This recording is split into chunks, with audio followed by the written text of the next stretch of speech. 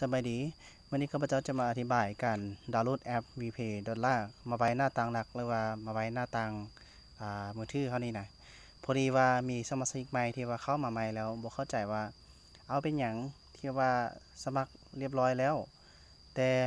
เขาเข้าเวลาที่เขาเข้าไปนั่นน่ะคือบ่เห็นบ่เขาบอกเลยเนาะบ่ต้องตกใจเนาะเพราะว่าสาเหตุที่บ่เห็นนั้นก็คือว่าเขาบ่ได้ดาวน์โหลดแอปมันมาก่อนดังนั้นเราต้องไปดาวน์โหลดจาก Play Store ก่อน การดาวน์โหลดเนาะเขาก็เข้ามา Play Store แล้วหลังจากนั้นเขาก็พิมพ์ค้นหา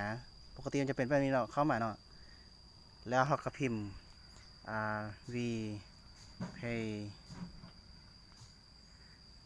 มันจะขึ้นมา V Pay ดอลลาร์มีโลโก้แบบนี้เนาะเป็นตัว V ไว้เข้าไปแล้วมันจะออกมาหน้าต่างแบบนี้ถ้าของผู้ใดเนาะที่ว่ายังบ่ได้ติดตั้งกันน่ะมันจะเขียนใส่ว่าติดตั้ง แต่ถ้าเราว่าของผู้ใดที่ว่าติดตั้งแล้วหั่นน่ะมันจะเขียนว่าเปิดแต่ว่าของข้าพเจ้าติดตั้งอยู่แล้วหั่นน่ะมันก็เลยว่าบอกว่าเปิด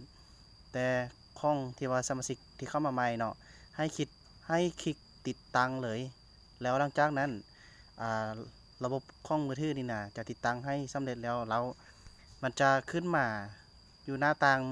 แบบโตของข้าพเจ้านี่แหละก็ง่ายๆเลยแล้วหลังจากนั้นที่ว่าเราเอาเข้ามาเรียบร้อยเนาะเรากดเข้ามาแล้วเราก็มากรอกรหัสผ่านรหัสสมาชิกและรหัสผ่านใส่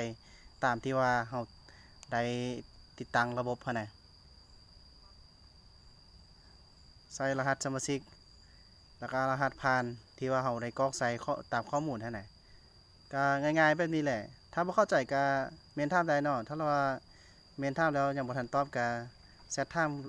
ผู้ที่ว่าส่งคลิปนี้ไปให้ทานเนาะขอบใจ